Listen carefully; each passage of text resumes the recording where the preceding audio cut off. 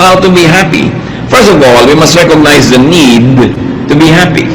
There's really such a great need. Psalm 138 verse 7, though I walk in the midst of trouble, you preserve my life.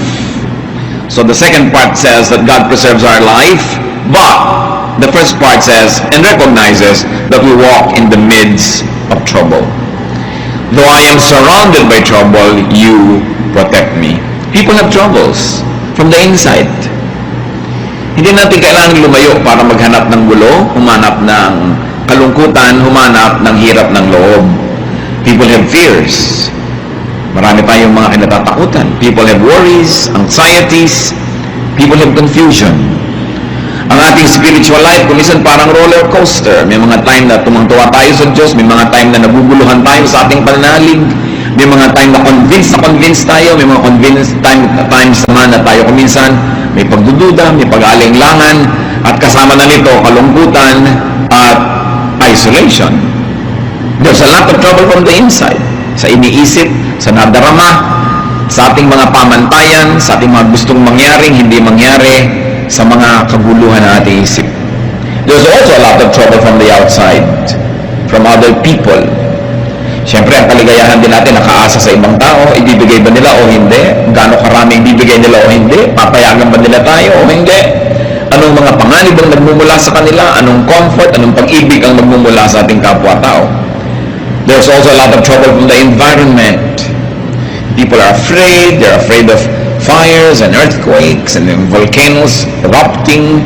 People are afraid of the weather changing and all that. But no matter how you become afraid, what can you do about the uncontrollable? So there are things that make us unhappy. They are uncontrollable, and there are those that are controllable anyway. But just the same, life could present so much reason to be sad. Pagka nga umiibig ka, masaya ka, pero may kakambal na lungkot dahil natatakot kang mawala yung iniibig mo. Either iwanan ka o sumakabilang buhay siya, o mawala siya sa iyong piling, malayo, maraming kinakatakutan. That's why man needs happiness. Therefore, man should be able to make and to produce happiness and not just depend on events, not just depend on happiness to come. We must find reasons for happiness. At pagka ang tao may kaligayahan na paglalampasan ng lahat ng hirap, nadadaanan ng lahat ng pagsubok, natitiis ang lahat ng dapat tiisin. Kung hindi man kaligayahan na hawak na niya sa kanyang mga palad, kaligayahan na inaasam at inaasahan niyang darating. What are some of the major reasons to be happy? Psalm 138 verses 2 up to 8. I will bow down toward your holy temple and will praise your name for your love and your faithfulness. For you have exalted above all things your name and your word. When I called, you answered me. You made me bold and stout-hearted. All kings on this earth have heard your promises, Lord, and they will praise you. You are so famous that they will sing about the things you have done. Though you are above all of us, you care for humble people, and you keep a close watch on everyone who is proud.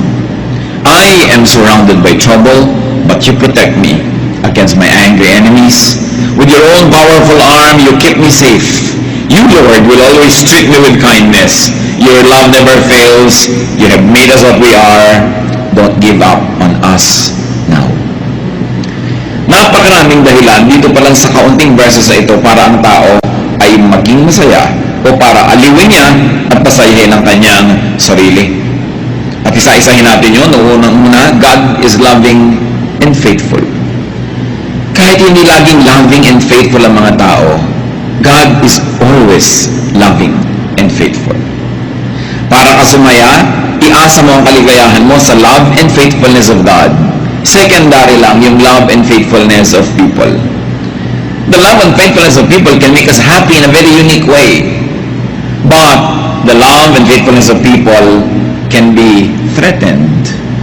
The love and faithfulness of people can change. Salamat na lang kung hindi nagbabago. Lagi tayong mahal lang mahal natin, matapat sa atin yung pinagtatapatan natin. Pero ganun pa man, kung hindi man yan mangyari, pag inuuna mo na laging isipin that God is loving and faithful, at inuuna mo ang relasyon mo sa Diyos, dumating man o umalis sa mga tao, maging matapat man sila o hindi, you are steady. You are shaken, of course, but you are never broken. You are never totally destroyed when God is in the center of your life. Because of God, people could be loving and faithful too. Kung ang Diyos na lumikha sa atin at ang Diyos na may Espiritu nakatira sa atin ay mapagmahal at matapat, therefore, lahat ng taong tinatahanan ng kanyang Espiritu ay kaya ring maging mapagmahal at matapat. At kung marami tayong kalungkutan na tinatamasa dahil hindi tayo mahal o hindi matapat sa atin ang mga minamahal natin, dapat baligtarin natin yon. We cannot control other people, but we can control ourselves. So let's be happiness factories. Meron kayong dapat pagtapatan, maging matapat kayo. Meron kayong dapat mahalin, mahalin ninyo. Para yung inyong pinagtatapatan at minamahal, sumaya. At nabawasan ninyo sa pamamagitan ng pagkilos ng Panginoon sa ating buhay, ang numero, ang bilang ng mga taong malungkot at mga taong nababagabag. At dahil kumikilos din ng Diyos sa ibang tao, sila man maaaring maging paraan ng Diyos, kasangkapan para tayo'y mahalin ng Diyos through them. Therefore, open yourself to people's love. Because when you open yourself to God's love, you inevitably open your heart to love others, and you inevitably open your heart to accept the love of others. And then you are in the way of happiness. May mga daan, alam nyo, busy, may mga daan hindi halos na dadaanan. Yung pag-ibig, yung kasiyahan, may dinadaanan din yan, dapat nandun ka.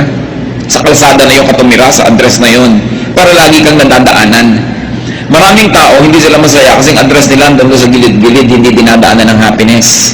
Kaya dapat kinikilala mo saan ba dumadaan yung happiness. Una na, kilalanin natin that God is loving and faithful. Two, God is true to His Word. Saan ba tayo kumukuha ng lakas ng loob? Di ba sa mga pangako ng Diyos? At sinasabi, God is true to His Word. Dapat alam mo ang mga pangako ng Diyos para maklaim mo.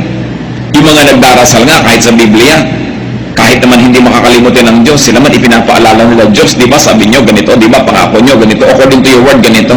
Hindi mo naman talaga ipinapaalala sa Diyos yun, ipinapaalala mo sa sarili mo na may pangako ang Diyos na ganon.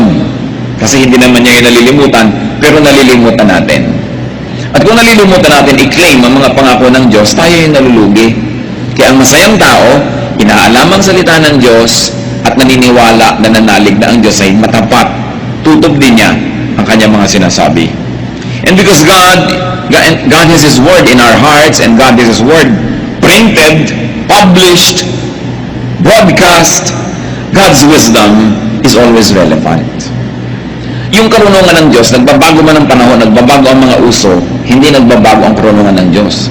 Magbago ka lang dapat ng paraan ng pag-a-apply nito, paraan ng pagbasa dito, para lagi kang makinabang. You know, bawat henerasyon, bawat lahi, bawat panahon, may mga unique elements ang kanilang kabihasnan. They have very, very unique civilizations. All the various generations of people and the various generations of civilizations. And their context help them define the true relevance of the Word of God to them. Kayong basa ng mga tao ng 16th century at pag-apply nila sa buhay nila, maraming pagbabago ang pagbabasa ng mga tao ngayon sa panahon na ito. Hindi nagbabago yung salita ng Diyos, but the way you apply it to your reality, because realities change, must be always timely.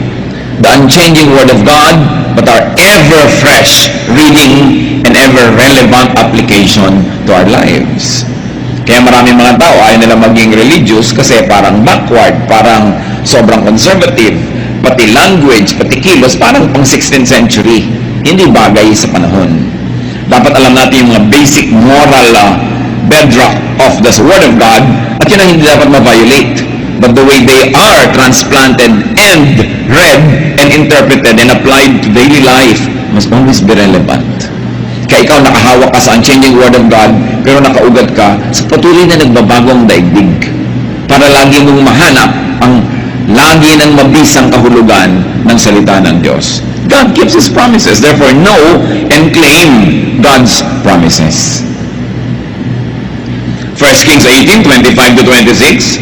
Now, Lord, God of Israel, this is a prayer, keep for your servant David, my father, the promises you have made to him when you said, you shall never fail to have a man to sit before me on the throne of Israel.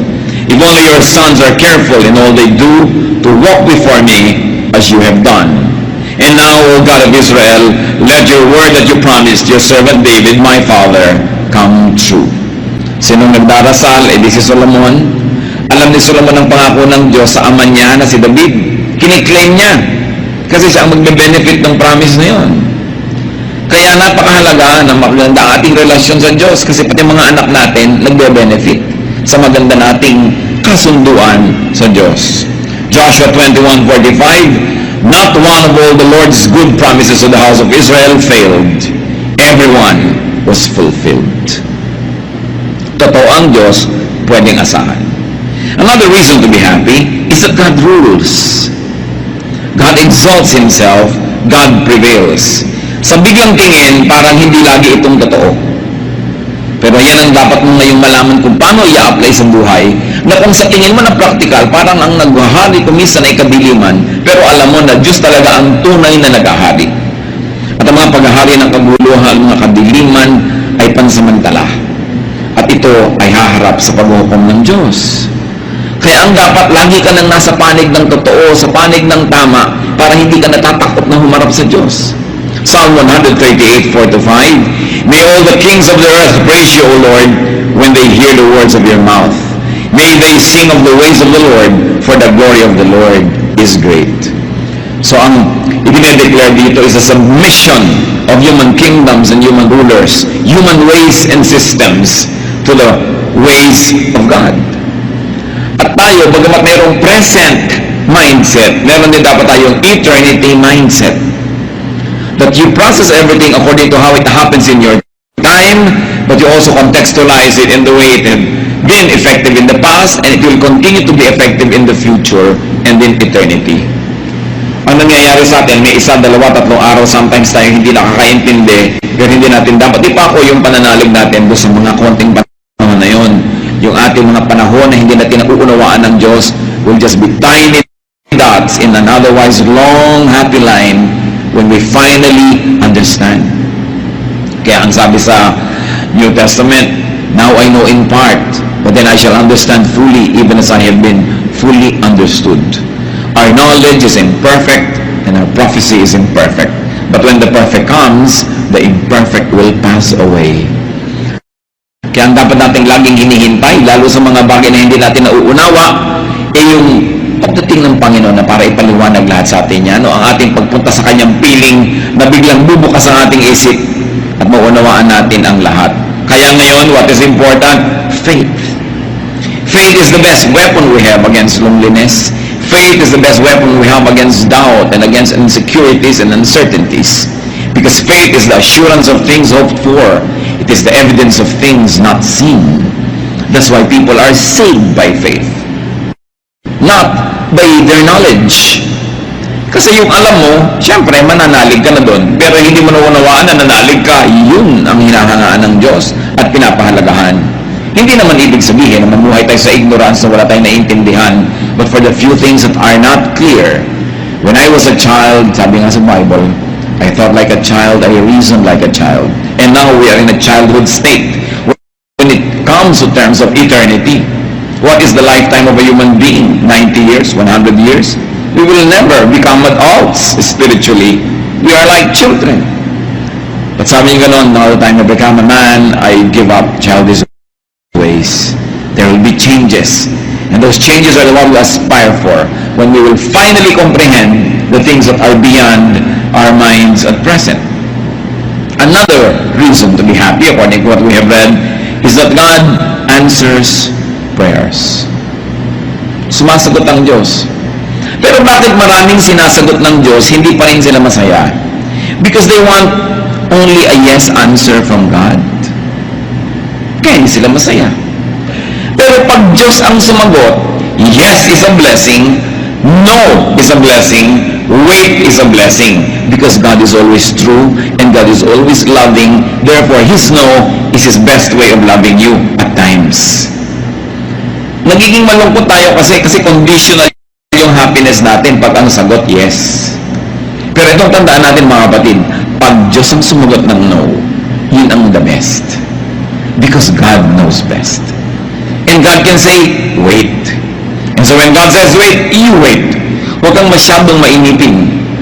Iba ang panahon ng Diyos sa ating panahon. And God's timing is always perfect. Marami tayong lungkot dahil sa inip. Nababagot tayo. Marami tayong lungkot dahil nabibigo tayo sa hinihingi natin sa Diyos. May nagtatampo pa sa Diyos.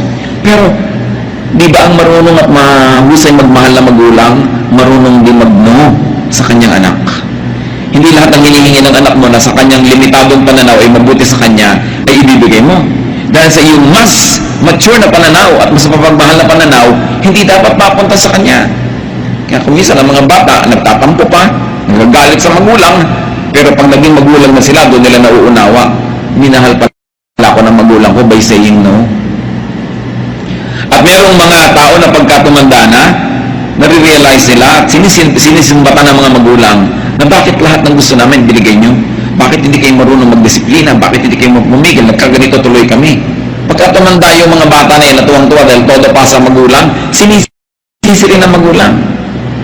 Kaya tayo, when we become really spiritually mature, we will be thankful for every no answer of God. For now, be happy with it in faith. Para hindi tayo maraming nirereklamo sa buhay. God gives courage. Sa mga pinanghihinaan ng loob, sa mga nanghihina ang pananalig, sa mga natatakot, anong nagpapasaya? Yung binibigay ng Diyos sa atin na tibay. Courage, katapangan. Kaya, lagi ka dapat sa Diyos lumalapit. And what's important is that God cares for humans, for persons, especially for humble people. Ano ba mas maging madali? Magyabang o maging mapagpakumbaba? Ano ba ang mas low maintenance? Kayabangan o kapakumbabaan? Kaya ang tao nagpapakumbaba, mas madaling sumaya. Ang tao hindi nagyayabang, hindi nagmamataas, hindi nagmamatigas, mas marami siyang kaligayahan. At kung sinabi sa binasa natin sa scripture that God cares for humble people, you want to be happy? You want God's care? Be humble. At hindi lang Diyos ang magiging maibigin sa iyo, pati kapwa-tao.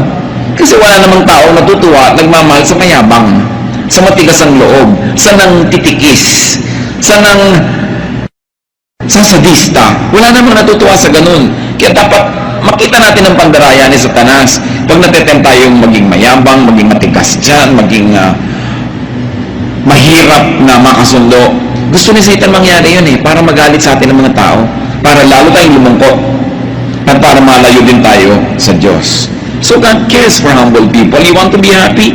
Be humble. Make it a habit to be humble. Kasi pag mayabang ka, may minimaintain ka. Pag minimaintain ka, nakaka-insecure. Baka hindi mo lagi ma-maintain.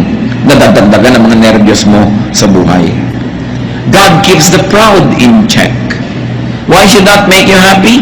Because if you're the one being proud, God prunes you and corrects you para hindi ka lalong lumala.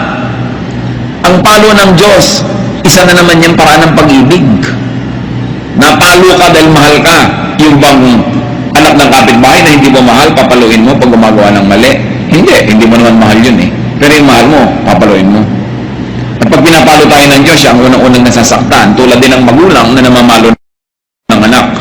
Liban na lang yung mga magulang na sa sobrang galit, gumaganti na lang talaga, nambugbog na lang ng anak dahil ng galit, nagalit siya.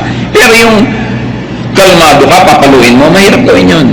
Kaya nga ang mga magulang, pinapayuhan natin, pag galit na galit kayo, tinuturo naman sa Bible, mamalo ng anak Pero huwag kayong mamalo habang galit kayo.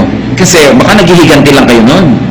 Baka it is the evil nature that was insulted or challenged, and now you're trying to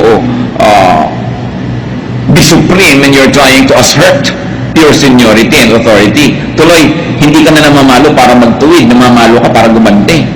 Iba yun. Hindi gusto ng Diyos na ganun palo. Pero yung palo ng pagtutuwid, mabuti yun sa pinapalo. Ngayon, kung ikaw si mayabang na humble ka, na walang ka na ipinagyayabang mo, pero anak ka ng Diyos, masaya ka dapat. So, pwede mong sabi, Lord, salamat, napahiya ako, salamat, kinapos ako, salamat, na-humble ako. Kasi nalilibang na ako, nakakalusot ang mga kayabangan ko, akala ko pwede na. Akala ko deserve ko kasi yung ganong mga kayabangan. So, pagka ikaw napalo, pasalamat ka. Pero bakit pa rin tayo magiging masaya that God keeps the proud in check? Kasi kung tayo yung api, kung tayo yung nagpapasensya, tayo yung na-damage sa mga mayayabang, alam mo na hindi naman sila ito-tolerate ng Diyos sa matagal. Hindi kailangang ikaw ang magtuwid sa kanila, hindi kailangan ikaw ang sumira sa kanila. Ang Diyos ang bahala sa kanila. Ang sabi ng Panginoon, vengeance is mine, I will repay. Anong kaligayahan ang makukuha natin dyan? Na kahit kuminsan may mga taong akala mo ang yabang-yabang, akala mo inaapi-api ka, you don't put it upon yourself to be vindictive. Hindi ikaw kailangan magplano ng pagganti. Ikaw tuloy na spare from a lot of trouble and even consequences of having been vindictive. Kaya napakainam yung ipinapasa Diyos mo ang maraming bagay. Siyempre, kung talagang naapi ka at kailangan mag-recourse sa batas, kaya nga may gobyerno, kaya may hustisya, because it's also an instrument of God to protect the innocent. Kaya napakahalaga ng mga Kristiyano, pinaglalaban kung ano yung tama, kung ano yung matuwid, kung ano yung makatwiran. Why else can we be happy according to the verses? Because God protects His people against angry enemies. Kung minsan naman wala kang ginagawa, may nagagalit talaga sa'yo. Pero nakikita ng Panginoon ang lahat ng iyon. Sa Panginoon kayo magsumbong. Kung may mga tao nagagalit sa inyo at matapos yung magsaliksik ng inyong budhi, alam niyo naman na wala kayo talagang ginawa para magalit sila, then ipasa Diyos. Psalm 138:7, You stretch out your hand against the anger of my foes. With your right hand, you save me. Sa Diyos tayo magpaligtas. Sa Diyos tayo laging lumapit. Kung minsan kasi lalapit ka sa tao, nabibigo ka. O kaya, tutulungan pa niya pero hindi pala niya kaya. Kabiguan pa rin ang ending. But to trust God. And the Lord is always kind to His people. Lagi. Pag sinabing lagi, tulad ng ini-emphasize natin, kahit no yung answer, kahit na mamalo ang Diyos, kindness yun. At pag naunawa natin yan, na-absorb natin mga kapatid yung kahulugan ng God is always kind, no matter how people perceive God's dealings, that His love never fails, sasaya ka. Kung hindi ba totoo ang lahat ng ito, look mga kapatid, buhay pa tayong lahat. Ilang taon na kayo, ilang panganib na ang inyong dinaanan, ilang sakit na ang naranasan natin, ilang mga pagtatangkana ng iba na sirain tayo, pero look, buhay pa tayo. Isang malaking patotoo ng kabutihan ng Diyos. At kahit hindi ka pa rin buhay ngayon, sinabi ka, to live is Christ, to die is gain. Wala kang pwedeng puntahan na hindi nandun ng Diyos. Pasalamat ka pa rin. Kaya ang happiness mo, dapat walang pagsidlan, walang kondisyon. Ano man yun, anak ka ng Diyos, everything that happens is a blessing to those who love God and are called according to His purpose. And even if we move to the next slide, God will be there. Yung greatest fear natin, death, should be the greatest liberator. Because we will at last be spiritually one with our God. Psalm 139, verses 7 to 8, Where can I go from your spirit? Where can I flee from your presence? If I go to the heavens, you are there. If I make my bed in the depths, you are there. Sa pusudo ng dagat, nandun ka. Sa kataas-taas ang langit, nandun ka. Paano kita tatakasan? Napakasarap na yung mga basic truths na ito laging maalala. Kasi sabi ko, I walk through the valley of the shadow of death, I will fear no evil. Mga kapatid, ano yung mga valley of the shadow of death ng inyong buhay? Sasakay ka ng aeroplano, ninenervyos ka. Diba? Yung, ayan, I'm walking through the valley of the shadow of death. Sasakay ka ng barko kuminsan, ninenervyos ka, lalo masungit ang panahon. Ang dami-dami sa ating citizens, walang magawa. Talagang wala silang sariling sasakyan. Sumasakay sa mga bus o mga sasakyan, nagkakarema yung mga driver na hindi mo na malaman kung anong mga buhay ka pa bang bababa dun o hindi. Ito, I walk through the valley of death. Ang daming fears. Baka ka mawala ng trabaho, baka ka magkaroon ng sakit, baka kung ano-ano. Pero ang sabi, even though I walk through the valley of the shadow of death, I will fear no evil because you are with me. Dahil kasama natin ang Diyos. Napansin nyo ba, 8 mga dahilan yan para sumaya, pero meron niyang isang common denominator mga kapatid. It is all God-based and God-centered. Lahat ng dahilan ng kaligayahan na yan, dahil sa Diyos, dahil may Diyos. Many people are sad because they seek happiness outside of God. Many people are sad because they seek happiness away from God. They seek happiness mostly from people and from things. Therefore, people are sad. Pero ito, 8 great reasons to be happy, and all of them focus on God. Puro yung God is like this, God is like that, God's word is like this. Kaya yung tao na inuuna yung Diyos, nakasentro ang Diyos sa kanyang puso, talagang ang Diyos naka-enthroned sa kanyang isipan, sa kanyang damdamin, masaya yun. Kahit dinadalaw ng paminsan-minsang lungkot, dinadalaw natural ang paminsan-minsang mga duda, pero paminsan-minsan at hindi siya nagkakagiba-giba. Dahil Diyos ang sentro ng kanyang buhay. At ito ang itinuturo ng Panginoon. Alam nyo, struggle ko matagal yan. Nung araw, tinatanong ko sa Diyos, bakit lagi mo, Lord, gustong number 1? Bakit kailangan number 1 lagi? Is God egocentric? Kulang ba siya sa pansin? Pero talagang na-share ko na rin sa marami sa inyo, the Lord revealed to me that He wants to be number 1 because when He is number 1, we will be happy. Pag ginawa mo number 1 tao, kawawa ka. Pag ginawa mo number 1 bagay, kawawa ka. Pero pag Diyos yung number 1, lagi siyang nandun. Hindi siya nagbabago. Lagi kanyang mamahalin. Mahalin ka man o hindi ng tao, magkaroon ka man ng pera o wala kang pera, andun lagi yung Diyos. Kasi pag number 1 siya, siyempre yung number 2, number 3, number 4 mahalaga. Pero hindi masyado, hindi kasing halaga ng number 1. Ngayon, isipin niyo mga kapatid, ano ba o sino ang number 1 sa buhay natin? Pag sinabi mong, ay, ang number 1 ko, ang aking misis, mahirap yan. Dapat number 2 lang siya. Dapat number 1 ang Diyos. Number 2 din si Mister. Kasi ang number 1, Diyos. Mga misis, huwag na kayo mag-asam na number 1. Pag Diyos ang number 1, number 2 lang kayo, sigurado wala ng number 3. Pero kung kayo number 1, baka may number 2, 3, 4, 5. Mahirap yan. Dapat Diyos ang una talaga. Kaya sa atin mga anak, ituturo natin ang pag-ibig sa Diyos, sa ating mga mahal sa buhay. Pagka lahat tayo ang number 1 Diyos, ang ganda ng mundo. Sasaya tayo. Number 1 kasi ibang tao kaya papatay ka para sa kanya o ayaw niya sa'yo, babarilin mo na siya dahil ayaw mo na sa kanya. Mababasa mo sa mga dyaryo, mga crimes of passion. Ayaw ko na sa'yo, gusto pa kita, paano ayaw ko lang sa'yo, paano yun? Pero ang Diyos, hindi siya aayaw sa atin kahit kailan. Lagi niya tayong gusto, kahit kumisan tayo pa yung umayaw. At yung pag-ibig na yun, isa sa mga pinakamahiwagang pag-ibig, madaling sabihin, pero mahirap unawain.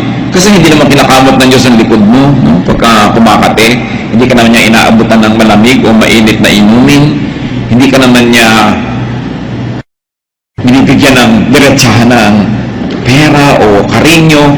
Kaya kung minsan nalilimot natin yung ganung uri ng love affair that we should develop. Ang lagi natin inuuna, yung nakikita ng mata, yung nararamdaman ng balat, yung andyan. But remember that though we are bodies, we're also spirits. Na meron tayong dalawang uri ng pagkabuhay na isinasabuhay. At yun yung ating buhay sa laman at yung buhay sa espiritu. Pag yung buhay mo sa espiritu masigla, masaya, kaya kanyang dalhin kahit na nagkakagulo-gulo yung buhay mo sa laman. Pero pag yung buhay mo sa espiritu wala, kahit anong saya ng buhay mo sa laman, pansamantala, mababaw. It is like chasing rainbows, and when you get there, it is not there. Nakikita nyo, napakarami mga matagumpay na tao, inaamin din nila, hindi rin naman masaya. Although marami rin naman hindi matagumpay na masaya, so mabuti ng matagumpay kang malungkot kasi hindi ka matagumpay na malungkot din. So huwag natin gawing excuse yan. Pero ang point, unahin ng Diyos. Paano nyo gagawin yun? Kayo lang makakapagsabi kung paano nyo siya unahin. Kung paano nyo bibigyan ng panahon, paano tayo de-develop ng pakikipagmahalan. Kasi ang Diyos, persona. Hindi siya usok. Hindi siya drawing. Hindi siya bato.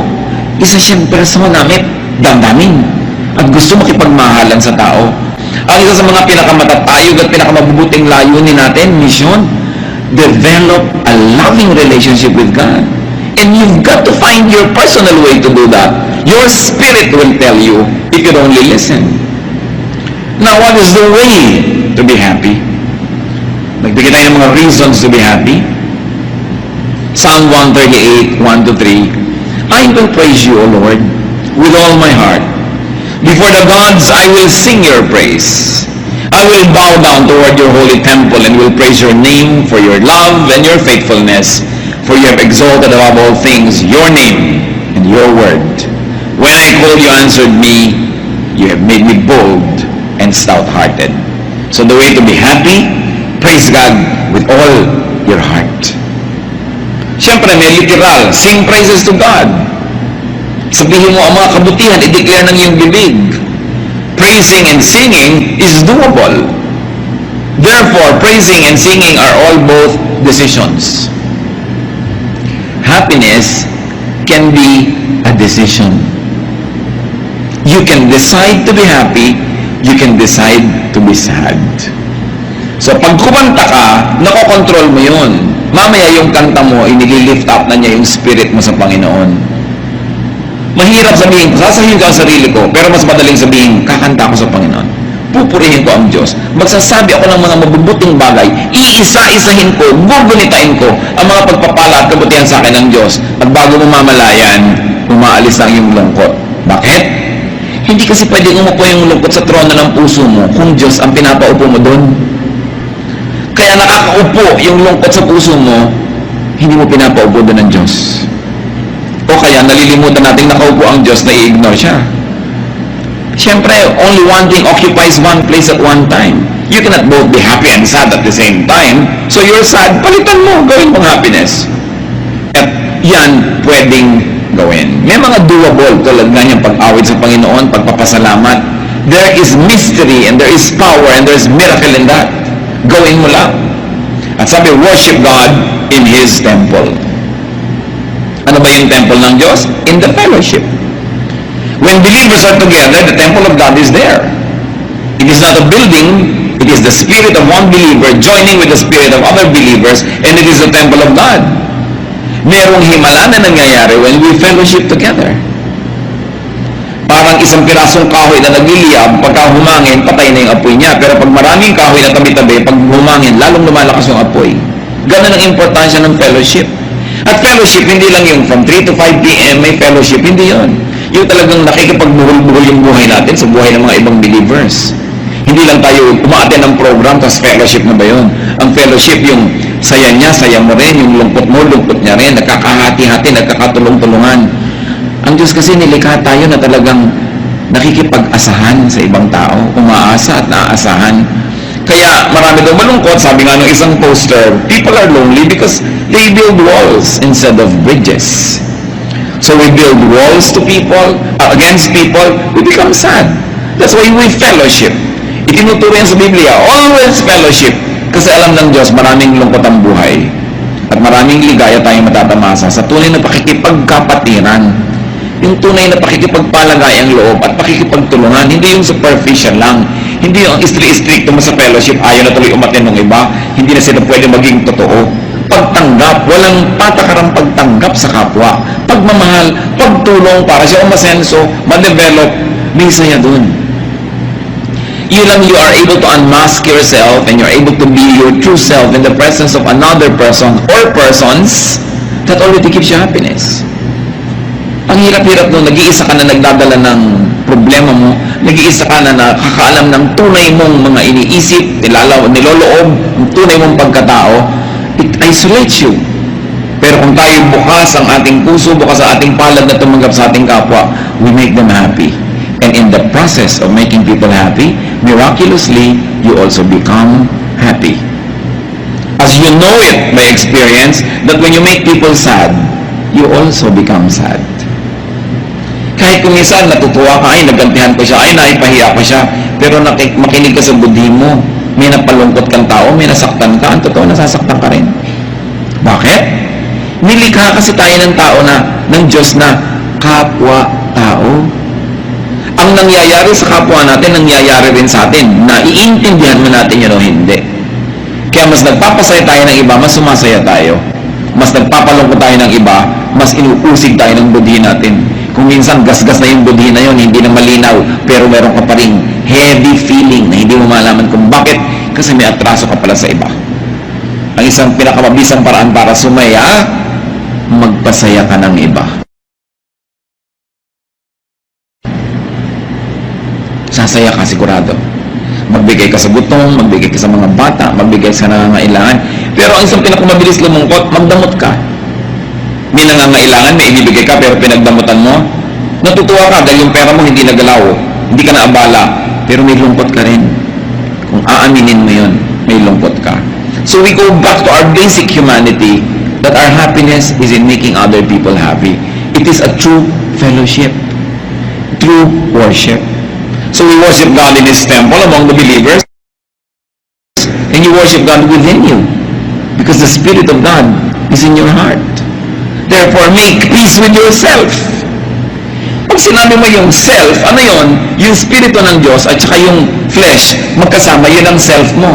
You make peace with yourself. You make peace with God who is in you. Makinig sa usig ng budhi, makinig sa konsyensya, at kailangan matuto ka rin na tanggapin ang iyong sarili. So that you are at peace with yourself. Pag ikaw ang number one nagre-reject sa sarili mo, dahil may iba kang gustong pagkatao, may iba kang gustong itsura, meron kang gustong ibang buhok, meron kang gustong ibang height, hindi ka sasaya. Kasi you are not at peace with yourself. We are not perfect. We must move from glory to glory. We must improve and improve and improve. But you begin with accepting yourself. Maraming lungkot kasi we are on denial. Hindi natin ina-accept ang sarili natin. At pag hindi natin ina-accept ang sarili natin, paano natin na-acceptin ang iba? There is genuine liberation in being accepted and in accepting others. How else to be happy? Ask help from God. First and foremost. God dapat una. Yung iba kaya lang nagdadasal pag wala nang magawang iba. Ay, wala na tayong pwedeng kailangan magdasal na lang tayo. Dapat unahin ang Panginoon. Because He answers prayers according to what we have read. Make God your first, not your last resort.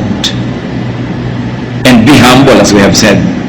The humble can be much, much happier. Because God is soft-hearted to the humble. James 4:6. But He gives us more grace. That's why Scripture says, God opposes the proud, but gives grace to the humble. In 1 Peter 5:6, humble yourselves, therefore, under God's mighty hand, that He may lift you in due time. Happiness is more easily attainable in humility. And as we have said, accept yourself. Accept your life. It doesn't mean na huwag ka na mag-ambisyon na improve yan. It doesn't mean na huwag ka na magkaroon ng mga pangarap na makalaya sa kung anuman ang gumagapo sa iyo ngayon. But for the time being, accept your reality. Do what you can to change it for the better. But while the better is not yet achieved, be happy with your reality. Do not live in denial. Kailangan tanggapin mong eto ang buhay ko ngayon. Gusto ko napakarami sanang halamanan pero nakatira ako dito sa prasong bahay na ito, so maglalagay ako ng halaman sa lata ng floor wax. May halaman ka na rin. Hindi pa lang na marami. You can alter your reality and you can create your reality. Yung mga Japanese, dahil sa dami nila, siksikan, dami ng populasyon, they have developed to have privacy in the mind. Yung nasa loob lang nila yung privacy nila. Nasobra nga, kaya marami, nagpapakamatay nalulungkot masyado. Pero ibig sabihin, close your eyes and you can be alone though you're in a crowd. The way you think, the way you react to your environment will make you happy or sad. God made you as you are. Psalm 138:8, the Lord will fulfill His purpose for me. Your love, O Lord, endures forever. Do not abandon the works of your hands. So pinapaalala, nung umaawit dito, huwag mong pababayaan Diyos, ako na ikaw naman ang lumikha. Ganito naman ako kasi nilikha mo akong ganito, di ba? Sino bang lumikha sa atin, di ba Diyos? Pero dahil nga sa nangyari sa humanidad na nalayo sa Diyos, so minsan sa iba sa atin, mas malayo, mas malapit sa image of God. So lahat tayo dapat lumapit ng lumapit. Pero your basic humanness and humanity, hindi naman creator si Satan eh. It's God who created us. So, sabi niya, do not abandon the works of your hands. Ako, o Diyos, ay gawa mo. So, turuan mo ako kung paano ko mamumuhay ng masaya, maka-Diyos, maka-tao, na ako ay ako. Na hindi ako yung iba. Na hindi ko pinipilit maging iba ako kasi ako ay ako at gawa mo ako. Although I will improve myself and I will continue to change from glory to glory, but I will begin with accepting na kayo ang gumawa sa akin. Kaya ako ganito, ginawa niyo ako. At kung tayo mga kapatid ay magkakaroon din ng ganyang paningin sa iba, kaya ganyan yung nanay mo, kaya ganyan yung tatay mo, kasi ginawa siya ng Diyos. Pero ginawa ka, pero anong reaction mo sa buhay? Kaya kung minsan sumasama yung ugali natin, ginawa kang ganito, pero nagre-react ka differently. That's why kahit parehong tao na merong basic na training, basic na childhood together, ano nangyayari? Nagkakaiba-iba sila. Kasi iba ang pagproseso mo, iba ang pag-react mo. Meron pag inuutusan ng magulang, nagagalit. Meron pag inuutusan, sumusunod agad. So, control your behavior para lalo kang umasenso at bumuti. But you begin and not end with accepting yourself. Gawa ka ng Diyos eh. Ang daming kalungkutan kasi hindi mo ma-accept yun eh. Hindi mo na-realize that you are fearfully and wonderfully made. Kung minsan meron kang napakalaking mga kahinaan para lang palalalong makita ang himala ng Diyos sa'yo.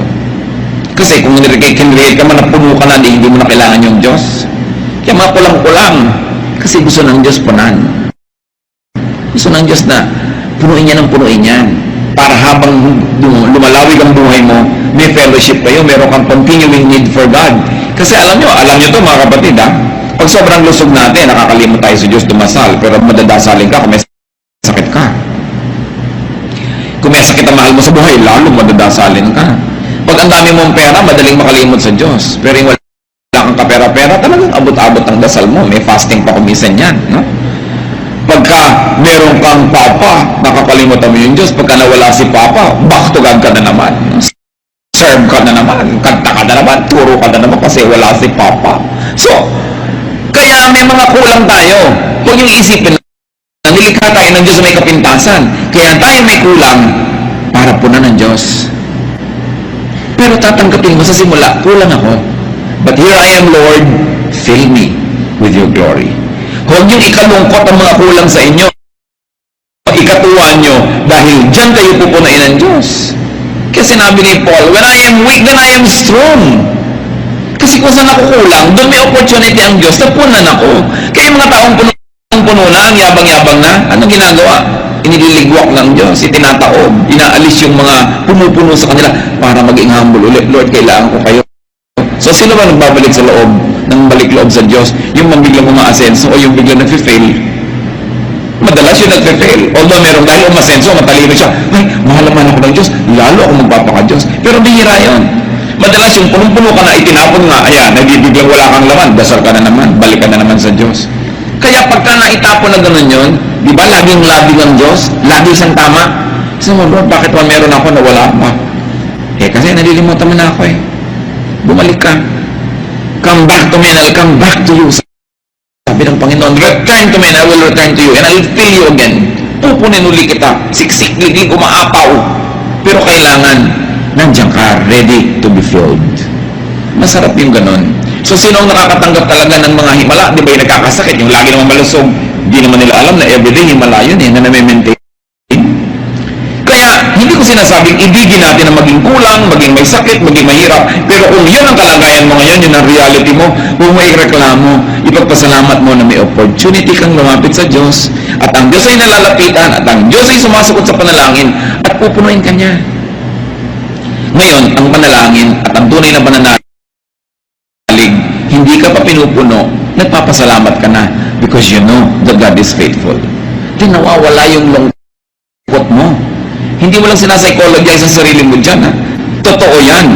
Pinangahawakan. Kasi sa nananalig, ang iniisip pa lang niya, totoo na. Kaya faith is very important. It is very, very crucial. There is so much reason to be unhappy, but there's much more reason to be happy. There's a way to be happy. Praise God. What does it take to praise God? Count your blessings. Thank God and praise God. And when you do that, God will change your mood. Psalm 30, 11 to 12. You turn my wailing into dancing. You remove my sackcloth and clothe me with joy, that my heart may sing to you and not be silent. O Lord my God, I will give you thanks forever. Sabi, tinanggal mo ang pagluluksa ko, pinalitan mo ng damit na pampiesta ang aking luksang damit. Ang pagpalahaw o pag-iyak ko, pinalitan mo ng pagsayaw. Magagawa yan ng Panginoon sa atin, mga kapatid. At napakahalaga, gusto kong bigyan ng diin muli, be a happiness factory. Don't be a loneliness factory. Think happy thoughts. Make people happy. May asawa ka, pasayahin mo siya. Araw-araw, bawat sandali na kaya mo. Kasi may mga panahon, ibigin mo man, hindi mo kaya. Ano ang inaalala mo sa mga panahon na nalilimutan ka ng mahal mo sa buhay o kaya silbi ka ng silbi dahil nalumpo? Anong naalala mo? Bakit nagkakaroon ka ng lakas na gawin yon? Yung mga pagmamahal niya sa'yo, yung kaya pa niya. Kaya magmahal tayo, ito yung kaya natin. Kasi may mga panahong tayo nangangailangan tumanggap ng pagmamahal na yun. Dapat marunong ka magmahal. Basta kaya mo. Bawat araw, kaya mo bang magbigay? Magbigay ka. Pasalamat ka, hindi ikaw yung tumatanggap nung araw na yun. Darating din ang panahon, kailangan mong tumanggap, pero sa dami na naibigay mo, para ka lang umaani ng iyong mga itinanim. Sasaya ka kung lagi kang naggagawa ng kaligayahan ng kapwa. Nalaman mo na may kapitbahay ka na sobrang hirap, walang sapatos, ibili mo ng sapatos kung kaya mo. Bakit hindi? Samahan mo pa ng medyas. Ang dami natin kayang gawin para magpasaya. Sa inyong mga kotse, maglagay nyo lang kayo ng grocery bag, konting tinapay, konting pagkain. Pag kami kumakatok na pulubi, iabot mo, ang kaligayahang madarama mo, hindi mo kaya i-compare yan. Kaya mo naman. Ano ba yung halagang 20, 30, 50 pesos worth of food, ibibigay mo. Ang dami natin pwedeng gawin para maging happiness factory. Mga anak, isipin yung mga magulang nyo, paano nyo sila papasayahin? Ipinapasyal, binibigyan ng panahon. Of course, dapat yung sustentuhan, ano? Lalo't matanda na. Pero hindi sapat. You should give time, attention. Be a happiness factory. Magulang ka, paano mo pasasayahin yung anak mo? Pero madalas, nadadaya tayo ng diablo, ha? Nagiging tayong loneliness factory. Tayo nagiging dahilan kaya lumulungkot yung mga tao. Yung mga umaasa sa atin, bilibigo natin. Yung mga tao, pinapahiya natin. Pero pwede tayong maging happiness factory. Lalo may pera kayo, yun ang pinakamasarap. You know, giving away money is like defecating, the pleasure in it coming out. Yun ang talagang tunay na ligaya, yung lumalabas yung pera. Yan ay matrain natin yung puso natin sa ganon. That's why it becomes a blessing to be rich. Because it's such a great joy to give away kung ang puso mo nasa tamang lugar. Manalangin tayo mga kapatid. Nais kong ilapit. Kung sino man ang may mga sobrang mga kalungkutan sa buhay, kung sino man sa atin ngayon ang magsasabing, pag in-average ko yung buhay ko, masasabi ko, malungkot ako. Mas malungkot kaysa masaya. Nais kong ipanalangin ng sino mang magsasabi sa Lord na, Lord, kulang po ako, punan niyo ako. Nagkakatipon-tipon tayo mga kapatid para pagpalain ng Diyos. Gusto ko ngayong ipanalangin at nananalig akong bibingin tayo ng Diyos. Hihipuin ang ating mga puso. Sino man ang ngayon nagsasabing, ang dami-dami kong kalungkutan, gusto kong sumaya at sa Diyos ako lalapit. Tumayo kayo, lalapit tayo sa Diyos. Napakainam na sabihin sa Diyos, kailangan ko kayo. Meron ako mga unhappinesses sa buhay ko. Hindi yan nakakahiyang sabihin sa Diyos. Alam naman niya yung puso natin. Ang gusto niya, puso mapagpakumbaba, kumikilala na kailangan mo siya. Dahil gustong-gusto niyang punan ng pangangailangan natin. Kung meron pa tayong kasama na mas maraming kalungkutang naghahari sa buhay niyo, at gusto niyong itaboy ang mga lungkot na ito sa buhay, tumayo kayo. Declare your faith that the Lord heals. At nais ko sa ilang saglit, manalangin kayo ng personal na panalangin sa Diyos. Ano man ang gusto niyong sabihin sa Kanya tungkol sa kalungkutan o mga kalungkutan ng buhay niyo. Let's be alone with God. God hears and God heals. Aming Ama sa langit, Ama ng aming Panginoong tagapagligtas na si Jesus, Diyos na lumikha sa amin, Diyos na lumikha ng langit at lupa. Kinikilala namin ang paggawa mo sa amin. Kinikilala namin ang aming mga kakulangan, maging aming pagkukulang at likas ng mga kulang sa amin. Lahat ng ito, Panginoon, sa iyong paanan namin dinadala, O Diyos Ama. Kayo ang nakababatid ng laman ng bawat puso na narito ngayon, tumayo man o hindi. Kayo ang nakakaalam ng dahilan ng pagtayo.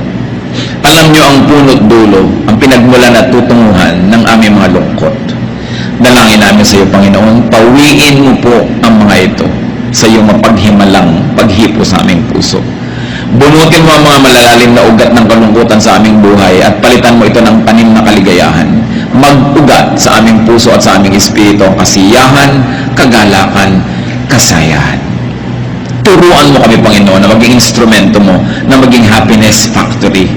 Na sa aming kalungkutan, unahin namin yung lungkot ng iba. At sa pagpapasaya namin sa kanila, pasayahin mo rin kami. Dalangin namin, Panginoon, ihayag mo rin sa amin, nakatayo man ngayon o hindi, ang anak mo. Ihayag mo kung paano kami nagiging loneliness factory. Kung paano kami nagiging kasangkapan ng dyablo na magpalungkot sa iba, imbes magpasaya. Kung paano kami pumapayag na kami magamit na maging instrumento ng kalungkutan, ng hirap ng loob.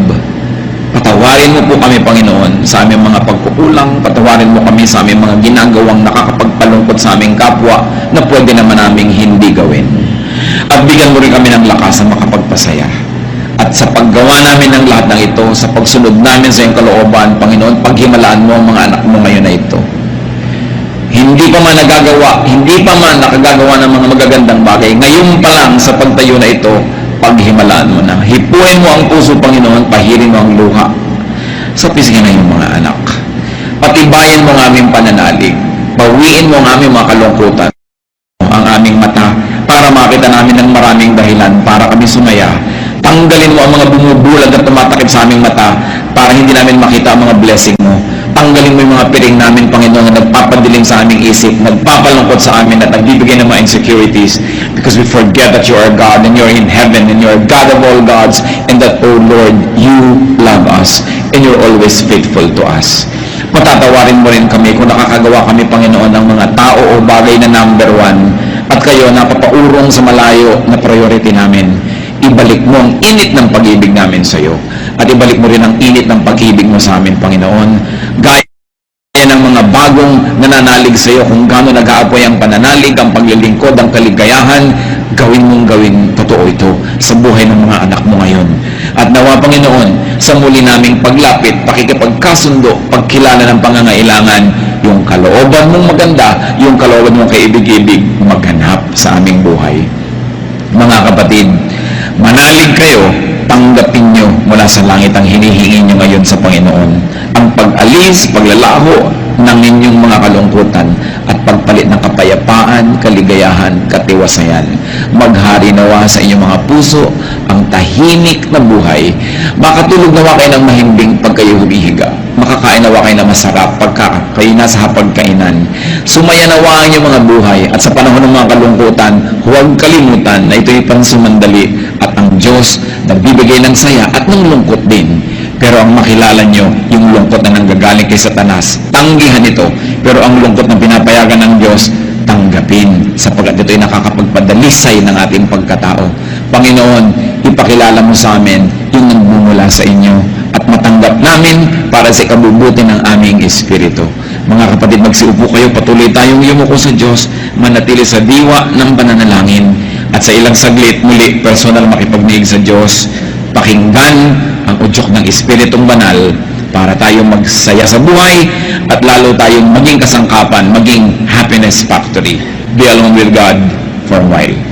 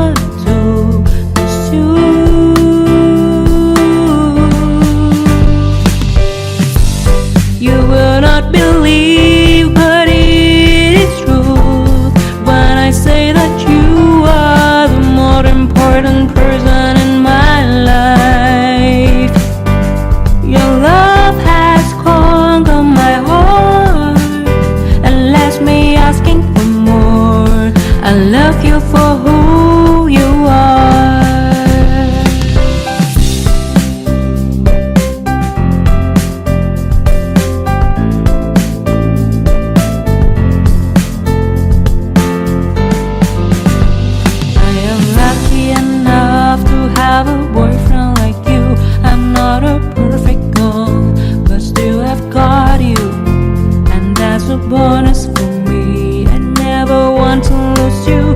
I never want to lose you.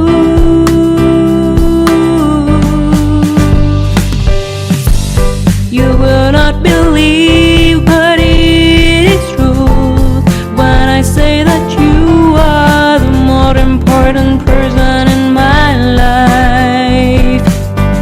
Your love has conquered my heart and left me asking for more. I love you for who you are. You will not believe, but it is true when I say that you are the more important person in my life.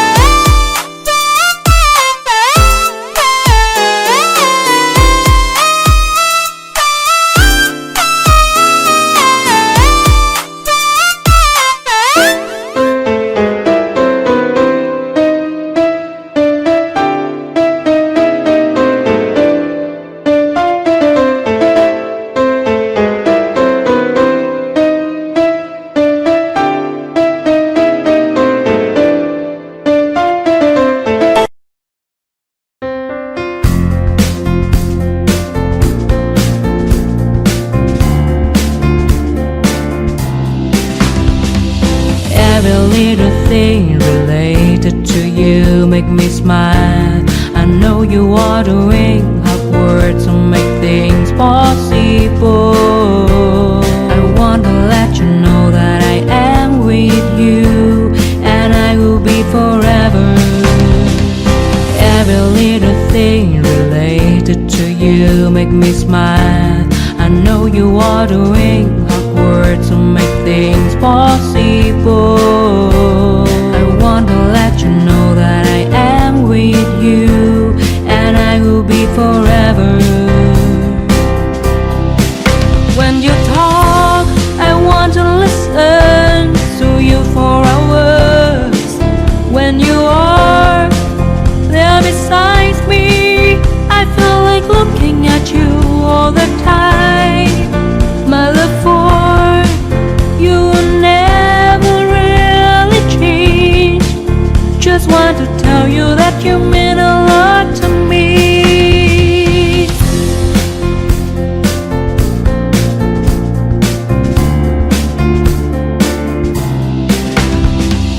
Every little thing related to you make me smile. I know you are doing hard work to make things possible. I want to let you know that I am with you and I will be forever. Every little thing related to you make me smile. I know you are doing hard work to make things possible. I want to let you know that I am with you and I will be forever.